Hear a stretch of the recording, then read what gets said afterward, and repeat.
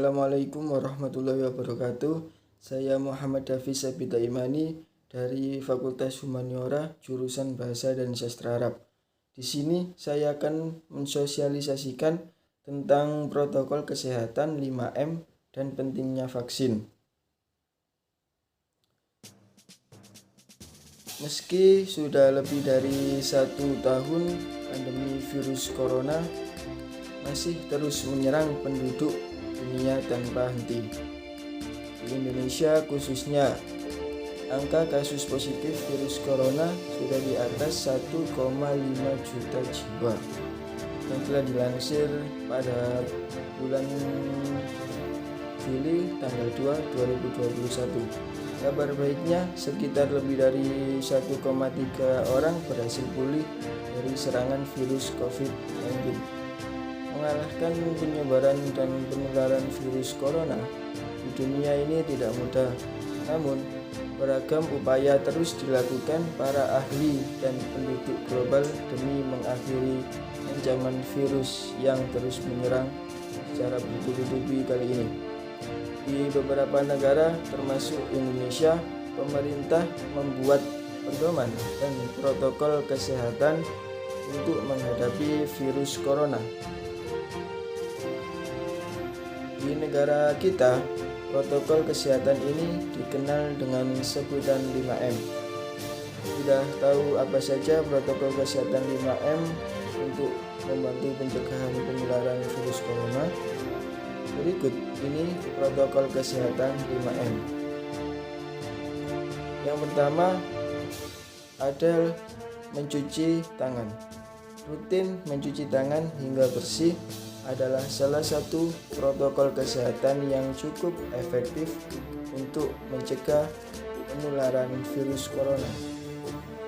Untuk hasil yang maksimal dalam mencuci tangan, kalian disarankan untuk mencuci tangan setidaknya selama 20 detik beberapa kali sehari, terutama pada saat sebelum memasak atau makan, setelah menggunakan kamar mandi, setelah menutup hidung atau saat batuk atau saat bersin. Untuk membunuh virus dan kuman-kuman lainnya, gunakan sabun dan air atau pembersih tangan seperti hand sanitizer yang memiliki kandungan alkohol sekitar 60%. Yang kedua yaitu memakai masker. Pada awal pandemi virus corona tahun lalu, Organisasi Kesehatan Dunia yaitu WHO mengatakan bahwa penggunaan masker hanya direkomendasikan untuk orang yang sakit saja, bukan orang yang sehat. Namun, virus corona jenis SARS-CoV-2 yang merajalela hingga saat ini membuat protokol kesehatan bisa berubah-ubah seiring bergulirnya waktu. Beberapa waktu selang kebijakan WHO di atas, WHO akhirnya mengeluarkan himbauan agar semua orang, baik yang sehat atau yang sakit, agar selalu menggunakan masker saat beraktivitas di luar rumah maupun di dalam rumah. Kebijakan WHO ini juga sempat ditegaskan oleh Presiden Joko Widodo. Protokol kesehatan virus corona terkait masker pun semakin digalakkan di beberapa negara, termasuk di Amerika. Centers for Disease Control and Prevention atau yang disingkat dengan CDC memperbarui pedoman terkait penggunaan masker. CDC mengimbau masyarakat Amerika Serikat harus memakai masker meski berada di dalam rumah pada kondisi tertentu.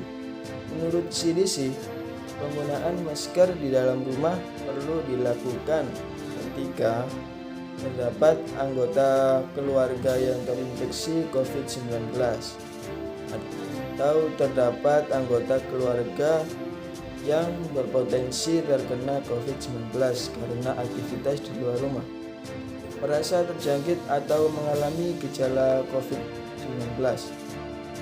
Ruangan sempit, tidak bisa menjaga jarak minimal 2 meter. Yang ketiga yaitu menjaga jarak. Protokol kesehatan lainnya yang perlu dipatuhi adalah menjaga jarak.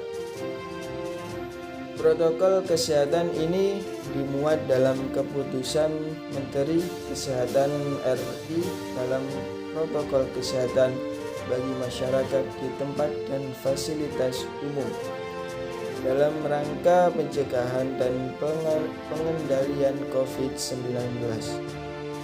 Di sana disebutkan menjaga jarak minimal 1 meter dengan orang lain untuk menghindari terkena droplets dari orang yang bicara, batuk, atau bersin, serta menghindari kerumunan, keramaian, dan berdesakan. Bila tidak memungkinkan kita melakukan jaga jarak, maka dapat dilakukan berbagai rekayasa administrasi dan teknis lainnya. Rekayasa administrasi dapat berupa pembatasan jumlah orang, pengaturan jadwal, dan sebagainya.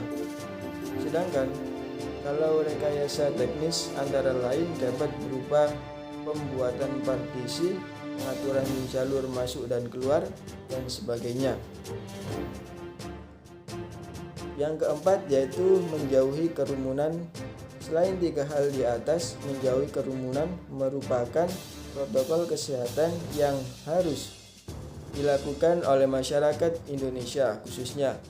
Menurut Kementerian Kesehatan Republik Indonesia, masyarakat diminta untuk menjauhi kerumunan saat berada di luar rumah, yang disebut seperti PPKM. Kalau saat ini, ingat, semakin banyak dan sering kamu bertemu orang, maka kemungkinan terinfeksi virus corona pun semakin tinggi. Oleh sebab itu, maka hindari tempat keramaian atau tempat kerumunan, terutama bila sedang sakit atau berusia di atas 60 tahun atau yang disebut dengan lansia.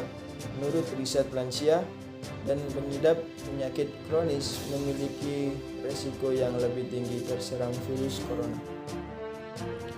Yang kelima yaitu mengurangi mobilitas virus. Penyebab virus corona bisa berada di mana saja. Jadi, semakin banyak dirimu menghabiskan waktu di luar rumah, maka semakin tinggi pula terpapar virus jahat ini.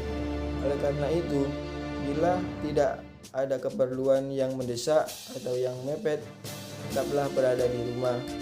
Jangan keluar rumah dengan alasan yang tidak jelas.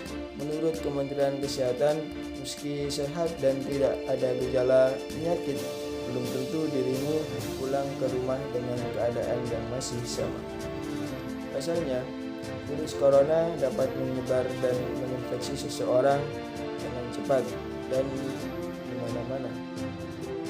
Agar masyarakat mendapat informasi utuh dan benar terkait hal tersebut, pentingnya vaksinisasi terhadap masyarakat Indonesia.